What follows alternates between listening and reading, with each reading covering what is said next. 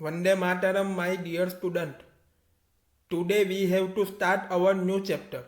Chapter number 4, Materials, Metals and Non-Metals. Part 1.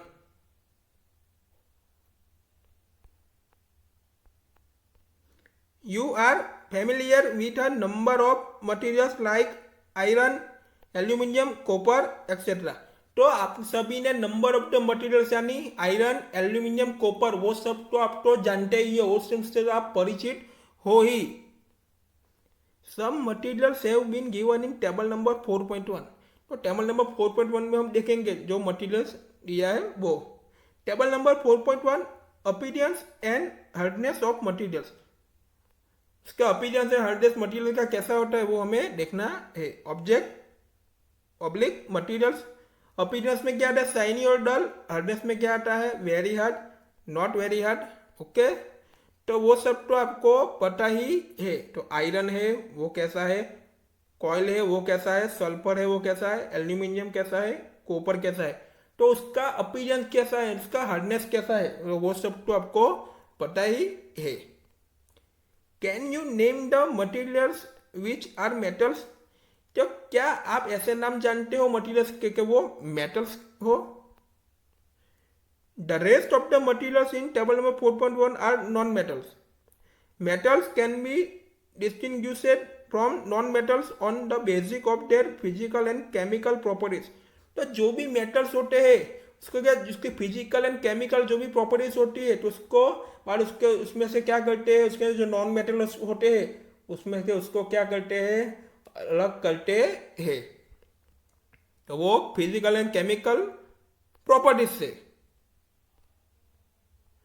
Recall that lustre and hardness are physical properties. तो lustre and hardness उसकी क्या है, physical properties है. Okay, new topic, physical properties of metals and non metals. Metal and non metals की अब हमें physical property देखनी है. Have you ever seen a blacksmith beating an iron piece of an article made of iron like a spade, shovel and x. तो आप सभी ने scene किया ही होगा, जो ब्लैक स्मिथ होते हैं वो बीटिंग करते हैं यानी जो पिटाई करते हैं आयरन पीसेस की. तो वो सब आपने देखा ही होगा कि कैसे ब्लैक स्मिथ होते हैं वो आयरन पीसेस कैसे पिटाई करते हैं. तो आयरन पीसेस में क्या बनते हैं, like a spade, shovel and axe, वो सब इसमें से बनते हैं. Do you find a change in the shape of this articles on beating. जब उसको बीटिंग करते हैं, जब उसकी पिटाई करते हैं तो जो आर्टिकल का शेप होता है तो उसके अंदर चेंजेस होते हैं. Would you expect a similar change if we do try to beat pieces of coil. तो आपने कभी पीसीस ऑफ कॉइल के उस पर जो बीट करते हैं उसके ऊपर क्या चेंजेस देखे हैं. Activity 4.1, take a small iron nail, a coal piece, a pieces of thick aluminium wire and the pencil lead with the iron nail with the hammer. Figure number 4.1. तो आपको क्या लेना है, स्मॉल आयरन नेल लेना है, coil pieces लेना है, pieces of thick aluminium wire लेना है, पेंसिल बीट लेना है. उसके बाद करना है हार्मर से आयरन नेल है उसको क्या करना है, बीट करना है, उसकी बीटिंग करना है, उसकी पिटाई करनी है. तो figure number 4.1, beating an iron nail with the Harmer के हार्मर के थ्रू उसको कैसे बीटिंग करते हैं वो इसमें दिखाई रहा है. Try to heat or the aluminium wire also. तो अब जोर से उसको हीट करना है एल्यूमिनियम वायर को भी. Then repeat the same kind of treatment on the coal piece and the pencil lead. उसके बाद क्या करना है, सेम टाइप जो हमने आगे जो उसके थ्रू किया वो सेम रिपीट करना है. किसके ऊपर करना है, कॉइल पीसेस के ऊपर एंड पेंसिल लीड के ऊपर वो करना है. Understand, look at the table number 4.2, malleability of materials. तो ऑब्जेक्ट ऑफ मटेरियल से चेंजिंग शेप है. तो आयरन नेल है तो इसका क्या होगा, चेंज हो जाएगा, चेंज हो ही जाएगा. चेंज द शेप वो क्या होगा, फैटनेस. कॉइल पीसेस है उसका क्या होगा, ब्रेक इनटू पीसेस हो जाएगा. एल्यूमिनियम वायर उसका भी क्या होगा, फ्लैटनेस हो जाएगा, पेंसिल लीड उसका क्या होगा, ब्रेक इनटू द पीसेस हो जाएगा। तो वो सब आपको पता ही है। You saw that the shape of the iron nail and the aluminum wire chain on the beating। जब आप सबने देखा ही है, जब आप iron nail and aluminium wire को बीटिंग करते हो, उसकी पिटाई करते हो, तो उसके शेप में क्या होता है, चेंजेस हो जाता है। If they were beaten harder this could be change into the seat. जब उसको ज्यादा पिटाई करते हैं, जोर से उसकी पिटाई करते हैं, तो उसकी इसमें चेंज हो जाता है इंटू सीट, सीट के फॉर्म में। You might be familiar with the silver foil used for decorating sweet। तो आप सभी ने देखा ही होगा कि आप स्वीट की दुकान पे जाते हो तो स्वीट को कैसे डेकोरिंग करते हैं, उसके ऊपर जो सिल्वर फॉइल होती है वो सब तो आपको पता ही है, उससे आप परिचित हो ही। You must also be familiar with the aluminium foil use for wrapping food. जब आप बाहर फूड लेने जाते हैं तब उसके ऊपर जो रैपिंग करते हैं वो किसका होता है, एल्यूमिनियम फॉइल का होता है। तो वो सबसे आप परिचित हो ही। The property of metals by which they can be beaten into the thin sheet is called malleability. Malleability किसको बोलते हैं, तो मेटल की जो भी प्रॉपर्टी होती है उसके बाद उसको बीटिंग करते हैं तो किस में होता है, थिन शीट्स में वो हो जाता है, तो उसको क्या कहते हैं, मेलाइबिलिटी कहते हैं। This is the characteristic properties of metal. तो ये मेटल की कैरेक्टरिस्टिक प्रॉपर्टी है। As you must have noticed, materials like coil and pencil lead do not show this property। Can we call these metals? तो आपने notice किया है जो materials है वो कॉइल एंड पेंसिल लीड है, वो इसकी प्रॉपर्टीज डू नॉट शो, इसकी प्रॉपर्टी नहीं है, तो वो दोनों क्या मेटल्स है। Can you hold a hot metallic pen which is without a plastic or a wooden handle and not get hurt? तो आप जो भी हॉट मेटालिक पेन आपके पास है तो आपको वो विदाउट क्या है, प्लास्टिक और वुडन हैंडल से आप उसको टच नहीं कर सकते, तो आप आपको क्या होगा, जल जाओगे आप। Perhaps not। Why? Try to list some other experience in which wooden or plastic handle protects you from being hurt while handling hot things। तो वो हैंडल प्लास्टिक और वुडन हैंडल क्यों दिया है, तो आपको गर्म नहीं लगते। जब इसको आप पेन को छुओगे तब उसको आप टच करोगे तो आपको कुछ नहीं होगा, आपको आपका हाथ जल नहीं जाएगा, इसलिए वो प्रोटेक्शन के हिसाब से वो दिया है। On the basis of this experience what can be you say about the conduction of heat bye would and plastic. You must have seen an electrician using this screw driver. तो electrician जो होते हैं वो भी किसका use करते हैं, screw driver का ही यूज करते हैं। Activity 4.2 recall how to make an electrical circuit to test whether electricity can pass to the object or not। तो फिगर नंबर 4.2 में जो भी मटेरियल्स दिया है वो फिगर नंबर 4.2 इलेक्ट्रिकल टेस्टर दिया है। तो इधर क्या है, वन टाइप ऑफ सैली है, उसका दोनों साइड वायर गैस लिए है, उसके क्या है, नेल है, इसके साइड क्या है, तो दोनों साइड अपने पॉजिटिव और नेगेटिव टर्मिनल के साथ उसको कनेक्ट कर ले तो आपका बल्ब क्या होगा, ब्लो होगा ही।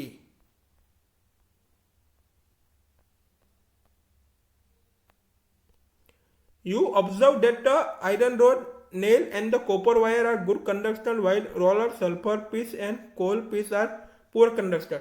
तो आपने ऑब्जर्व किया ही है जो आयरन रोड है, नेल है एंड कॉपर वायर है वो गुड कंडक्टर्स है, एंड क्या है, sulphur pieces and coal pieces है वो पुअर कंडक्टर्स है। Where do you find the use of aluminium and copper wires. तो आपने कभी एल्यूमिनियम एंड कॉपर वायर का कभी यूज कर फाइंड किया है। Have seen wires of coil. तो आपने कभी कॉइल्स के वायर दिखे हैं, डेफिनेटली नॉट, कॉइल्स के वायर थोड़े आते हैं। The properties of metal by which it can be drawn into the wires is called ductility. तो डक्टिलिटी किसको कहते हैं, जो मेटल्स की जो भी प्रॉपर्टी है तो उसको ड्रोन करते हैं, उसको कहते हैं, तो किस में होता है, वो वायर में उसको कन्वर्ट हो जाता है, तो उसको कहते हैं डक्टिलिटी कहते हैं। Have you ever noticed the difference in the sound of dropping an iron sheet, plate, and metal coin and pieces of the coal on the floor? तो कभी आपने उसका, जब भी आप कोई भी चीज़ है वो फ्लोर के ऊपर ड्रॉप होती है, गिरती है, आयरन शीट है और प्लेट है, मेटल कॉइन है, पीसेस ऑफ कॉइन है, तो कभी आपने साउंड उसका नोटिस किया है कि उसका साउंड कैसे आता है, किसका साउंड डिफरेंस आता है?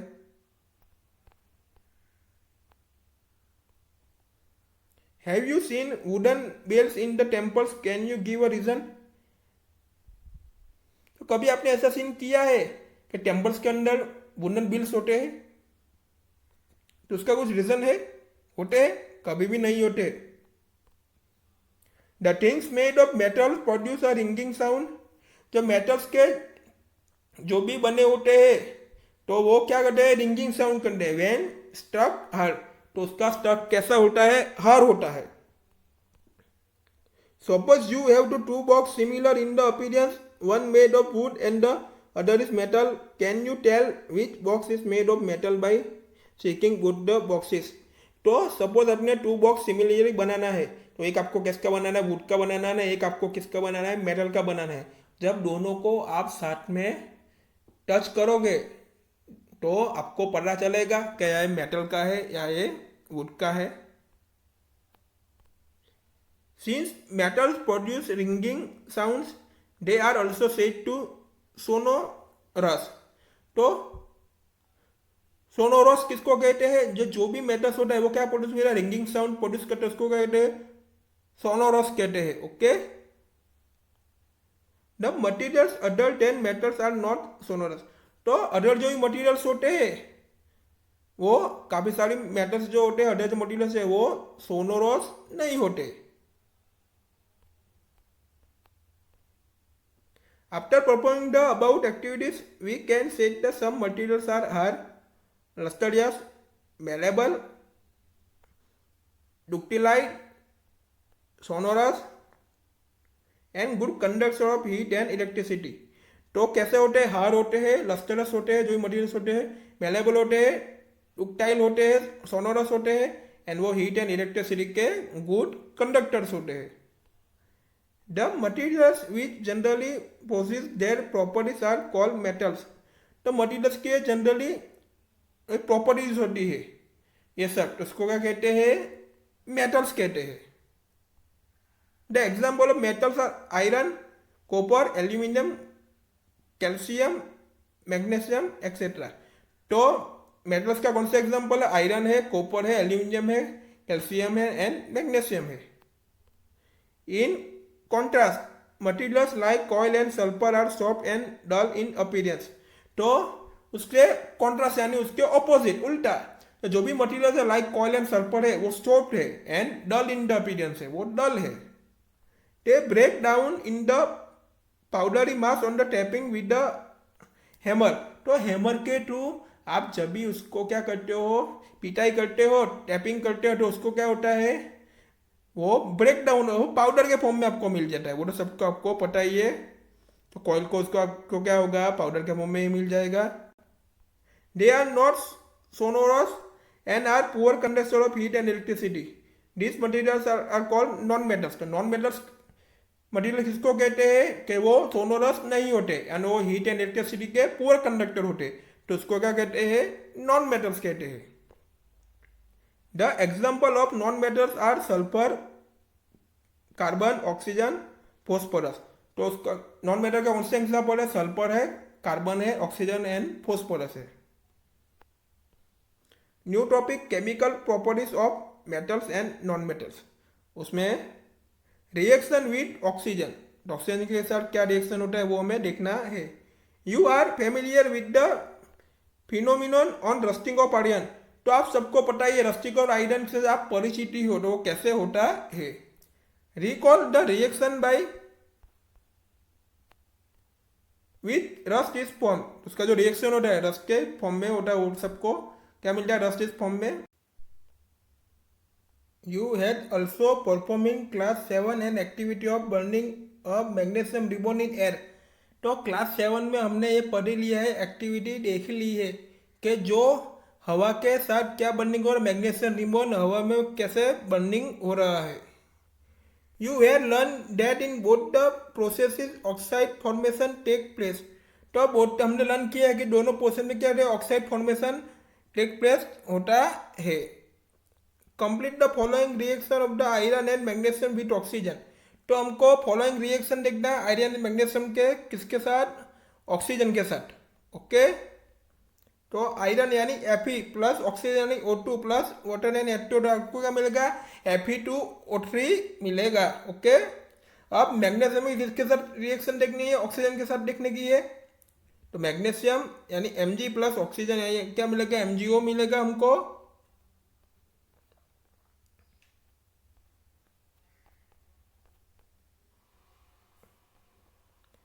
Now recall the activity of burning magnesium ribbon.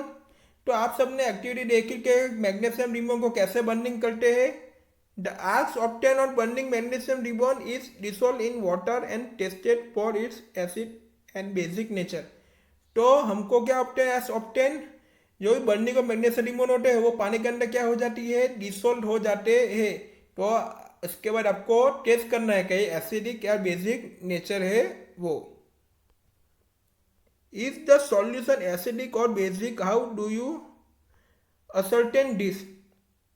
तो आपको ये सोल्यूशन एसिडिक है बेसिक है और आपको टेस्ट ही पढ़ना पड़ेगा, वैसे तो पता चलेगा। You must have observe that the red litmus turn blue. जब आपका लिटमस पेपर रेड से लिटमस पेपर किसके टर्न होता है, ब्लू में। So oxide of magnesium is also basic in nature. तो आपका ऑक्साइड ऑफ मैग्नीशियम है वो क्या होता है, ऑल्सो बेसिक इन नेचर में होता है। तो वो कहलाएगा क्या, रेड लिटमस पेपर से ब्लू पेपर में जाएगा तो बेसिक ही कहलाएगा ना। In general metallic oxide are basic in nature. तो मेटालिक ऑक्साइड है वो भी क्या है, बेसिक इन नेचर ही है। Let us now observe the reaction of non metal with oxygen. तब हमको देखना ऑब्जर्व करना है the reaction of non metal with oxygen के साथ उसका रिएक्शन कैसा होता है। The name of the product formed in the reaction of sulfur and oxygen is sulfur dioxide gas। तो हम जो भी नेम है प्रोडक्ट के उसके फॉर्म में रिएक्शन ऑफ सल्फर के साथ उसका रिएक्शन करते हैं तो ऑक्सीजन सल्फर, और आपको क्या oxygen is sulphur dioxide gas. When sulphur dioxide is dissolve in water sulphurous acid is form. तो सल्फर डाइऑक्साइड होते हैं वो पानी के अंदर डिसॉल्व हो जाता है तो हमको क्या मिलता है उसके फॉर्म में, सल्फ्यूरस एसिड हमको मिलता है। Okay, the reaction can be given as follows. तो उसकी रिएक्शन कैसी है वो हमें देखना है। सल्फर डाइऑक्साइड यानी SO2 प्लस वाटर यानी H2O। तो हमको क्या मिलेगा, दोनों को रिएक्शन होगा सल्फर डाइऑक्साइड पर वाटर का, तो हमको सल्फ्यूरस एसिड मिलेगा यानी H2SO3 हमको मिलेगा। The sulfurous acid turns blue litmus paper red। The sulphurous acid होता है वो किसके ब्लू लिटमस पेपर को किस में टर्न करता है, रेड में। Generally oxide of the non metal are acidic in matter. जो ऑक्साइड होता है वो oxide of the non metal are किसके हो, एसिडिक इन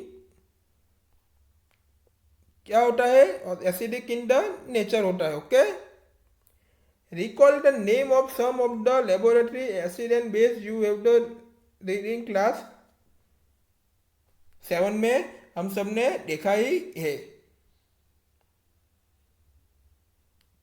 ओके,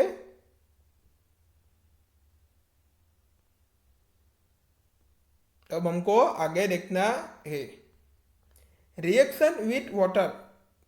वाटर के साथ कैसा रिएक्शन होता है वो हमें देखना है। Let us see how metal and non metal react with water.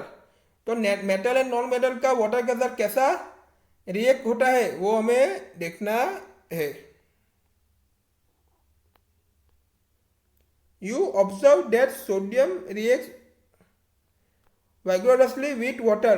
तो आपने ऑब्जर्व किया सोडियम कैसे रिएक्ट करता है वाटर के साथ, वैग्योरसली रिएक्ट करता है। Some other metals do not do so. तो अदर मेटल्स जो होते हैं वो ऐसे डू नॉट डू ऐसे नहीं होते। For example iron react with water slowly. तो आयरन का पानी का कैसा रिएक्शन होता है? Slowly. Generally non metals do not react with water through they may be very reactive in air. तो नॉन मेटल जो होते हैं वो डू नॉट रिएक्ट वाटर के साथ, वो रिएक्ट नहीं हो रहे, डू वो not react with the water, तब क्योंकि दे मे वेरी, क्योंकि वो रिएक्टिव इन द एयर है, नॉन मेटल्स जो है वही। Sir non metals are store in water. Non metal को कहाँ स्टोर किया? वाटर के अंदर स्टोर किया जाता है। For example phosphorus is a very reactive non metal. तो उसमें जो फॉस्फोरस है वो वेरी रिएक्टिव नॉन मेटल है। It catches fire, it expose to air. तो वो एयर के संपर्क में होते हैं तो वो क्या हो जाता है? जल्दी से वो फायर हो जाता है। To prevent the contact of phosphorus with the atmosphere oxygen, it is store in the water. कि जब भी वो फॉस्फोरस जो होते हैं वो एटमोस्फेयर के ऑक्सीजन के जो कांटेक्ट में आता है तो वो कांटेक्ट में नहीं आएगा उसके साथ। इसके लिए उसको किस में स्टोर करना पड़ता है? वाटर के अंदर उसको स्टोर करना पड़ता है, क्योंकि वो दोनों एक दूसरे के साथ संपर्क में आना नहीं चाहिए। रिएक्शन विथ एसिड, एसिड के साथ क्या रिएक्शन होता है वो हमें देखना है। Let us see how metal and non metal behave with acid. तो मेटल एंड नॉन मेटल के एसिड के साथ क्या बिहेव रहता है वो हमें देखना है। Is there a difference in the way metals and non metals react with acid. तो मेटल एंड नॉन मेटल का एसिड के साथ डिफरेंट टाइप से रिएक्ट रहता है, अलग अलग रिएक्ट रहता है। What could the pop sound in the some cases be due to when the burning matchstick is brought near the mouth of the test tube? जब टेस्ट ट्यूब के मुंह के पास आपको जो भी बर्निंग मैचस्टिक उसके पास ले जाओगे तो आपको कुछ पॉप जैसा साउंड आएगा। You must have found that non-metals generally do not react with acid but metal react with acid। तो नॉन मेटल जो होते हैं वो जनरली एसिड के साथ उसका कुछ रिएक्ट नहीं होता, बट मेटल्स का एसिड के साथ रिएक्ट होता है। And produce hydrogen gas that Burns with the pop sound. उसमें क्या प्रोड्यूस होता है? उसको बंद करने से हाइड्रोजन प्रोड्यूस होता है, उसका साउंड कैसा होता है? पॉप साउंड होता है। तो जब आपको पॉप साउंड की आवाज आए तो आपको पता चल जाएगा बर्निंग करने से तो क्या प्रोड्यूस हुआ? Hydrogen gas. You must have noticed that copper does not react with dilute hydrochloric acid even on heating but it react with sulfuric acid। जब आपने नोटिस किया होगा कि जब उसको हीटिंग करते हैं तो copper does not react, copper का डिल्यूट हाइड्रोक्लोरिक एसिड से कोई रिएक्ट नहीं होगा। तो किससे होगा? बट इस रिएक्ट विथ सल्फ्यूरिक एसिड से उसका रिएक्ट होगा। Reaction with basis. What does the pop sound indicate? As before, the pop sound indicate the presence of hydrogen gas। तो कभी आपने पॉप साउंड इंडिकेट किया है? तो जब आपको पॉप साउंड इंडिकेट होता है, पॉप साउंड कैप का आवाज आती है तो वहाँ क्या प्रेजेंस होगा? हाइड्रोजन गैस वहाँ प्रेजेंट रहेगा। तो आपको पता चल जाएगा यहाँ पे क्या हुआ? Hydrogen gas. Metals react with sodium hydroxide to produce hydrogen gas. Metal का सोडियम हाइड्रोक्साइड के साथ रिएक्ट होता है तो क्या प्रोड्यूस होता है? हाइड्रोजन गैस प्रोड्यूस होता है। तो वो भी पता चल जाएगा। Reaction of non metal with bases are complex. तो नॉन मेटल का जो बेसिस के साथ जो रिएक्शन होता है वो कैसा होगा? कैसा है? कॉम्प्लेक्स है। Displacement reaction. Recall the activity of the reaction between copper sulphate and iron. Copper sulphate and iron के बीच में हमने जो भी रिएक्शन है उसकी एक्टिविटी आप याद करो, अपने की है। That you perform in class 7। आप सबने ये एक्टिविटी क्लास 7 में परफॉर्म की ही है। Activity 4.1 take 5 100 ml beaker, 100 ml का 5 बीकर लेना है and label them ABCD and E। इसको लेबल लगाना ABCD and E। Take about 50 ml of water in each beaker. तो आपको बीकर के अंदर कितने 50 ml तक का पानी लेना है। Dissolve in each beaker a teaspoonful of this substance as indicate figure number 4.6a। तो आपको सब जो भी बीकर है उसके अंदर स्पून भर के क्या डालना है, जो भी कोई भी सब्सटेंस है उसके अंदर डालना है। Keep the beaker undisturbed from some time. तो बीकर को कुछ करना ही नहीं है, उसको ऐसे ही थोड़े टाइम के लिए रख देना है। Record your observation in your notebook. उसके बाद उसको ऑब्जर्वेशन लिखना है। तो यहाँ पे ये सब पांचों के पांचों बीकर ले लिए है, वो इधर दिखाई दिए है। ओके, तो ये पांचों के पांचों बीकर है। इसके अंदर अब कौन सा रिएक्शन होता है वो सब हम देखेंगे। What changes do you observe in the various beaker? तो आपने ऑब्जर्व किया कि वेरियस बीकर के अंदर क्या क्या चेंजेस हो रहे हैं। You have read that one metal displace another metal form it compound in aqueous solution. Aqueous solution में क्या होता है, जो भी वन मेटल होता है वो दूसरे मेटल के क्या करते हैं, कंपाउंड को डिस्प्लेस कर देते हैं।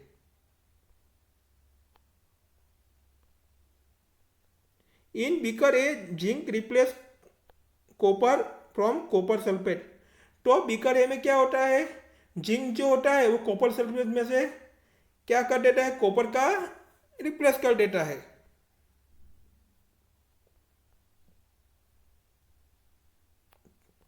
तो look at the beaker A copper sulphate यानी CuSO पर प्लस जिंक ग्रेन्यूल। ओके, तो ये है ZnSO4 है और ये क्या है, कॉपर है। Okay, that is why the blue colour of the copper sulphate is appears and the powderly red mass of copper is dispose on the bottom of the beaker. तो कॉपर सल्फेट का colour कैसा हो जाता है, blue colour हो जाता है। And जो भी आपको पाउडरली रेड मास कॉपर होते हैं वो कहाँ पे, बीकर के बॉटम के अंदर सब बैठ गए होते हैं। तो इधर आप देखो कैसे नीचे बैठ गए वो, उसका कलर कैसा है वो आप भी देख सकते हो। Okay, the reaction can be represented as follows. तो हम कॉपर सल्फेट यानी CuSO4, तो क्या उसका क्या है, ब्लू कलर है। ओके, प्लस जिंक, उसका रिएक्शन होगा दोनों का, कॉपर सल्फेट CuSO4 जिंक यानी Zn का। तो क्या होगा, जिंक सल्फेट यानी ZnSO4 हो जाएगा, वो क्या हो जाएगा, कलरलेस। और प्लस क्या होगा, कॉपर, वो क्या हो जाएगा, कौन से कलर में, रेड कलर में। Okay, you can write down the reaction taking place in beaker be in the similar manner. तो बीकर बी के अंदर जो भी रिएक्शन होगा टेकिंग प्लेस के अंदर वो भी सिमिलर मैनर के थ्रू ही होता है। उसके भी हम ऐसे राइट डाउन कर सकते हैं। There could have been displacement of zinc by copper in beaker C. तो बीकर सी में कॉपर के थ्रू ही जिंक का डिस्प्लेसमेंट होगा। And by iron in beaker E, similarly iron could be displace by copper in beaker D. तो उसके बाद beaker E में भी क्या होगा, आयरन के थ्रू ही जिंक का डिस्प्लेसमेंट होगा। एंड बीकर डी में भी क्या होगा, कॉपर के थ्रू ही आयरन का डिस्प्लेसमेंट होगा। तो अब इसे हम फिगर के थ्रू देख सकते हैं। ओके, तो फिगर यहाँ पे बीकर सी, बीकर डी और ई की बात हुई है। ओके, बीकर डी में कॉपर के थ्रू ही किसका डिस्प्लेसमेंट हो रहा है, जिंक का होता है। बीकर डी में कॉपर के थ्रू ही आयरन का डिस्प्लेसमेंट होता है। उसके बाद आयरन का डिस्प्लेसमेंट किसके थ्रू होता है, बीकर ई में जिंक के थ्रू ही होता है। ओके, ए एंड बी वो सब क्या है, डिस्प्लेसमेंट रिएक्शन है। ओके, तो हमने पढ़ लिया है, बीकर सी में कॉपर के थ्रू ही जिंक का डिस्प्लेसमेंट होता है, बीकर ई में आयरन के थ्रू ही जिंक का डिस्प्लेसमेंट होता है, एंड बीकर डी में कॉपर के थ्रू ही आयरन का डिस्प्लेसमेंट होता है। Since we do not see any change beaker C, तो बीकर सी के अंदर आपको कोई भी चेंजेस नहीं लगे. We can infer copper is not able to replace zinc from zinc sulphate. तो उसके अंदर कॉपर वो एबल नहीं है, वो रिप्लेस जिंक के वो जिंक सल्फेट में वो नहीं है. क्यों? But why? When zinc can replace copper in beaker E, beaker A. तो जिंक जो है, जो कॉपर जो है, वो बीकर ए में किसको रिप्लेस करते हैं? कॉपर को.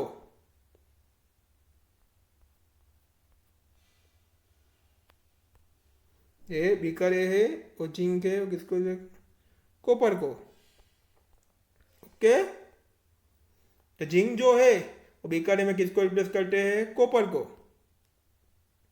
Why can not copper replace zinc in beaker C? क्यों? बीकर सी के अंदर कॉपर जो है, बीकर सी के अंदर कॉपर जो है वो जिंक को रिप्लेस नहीं करता. क्यों?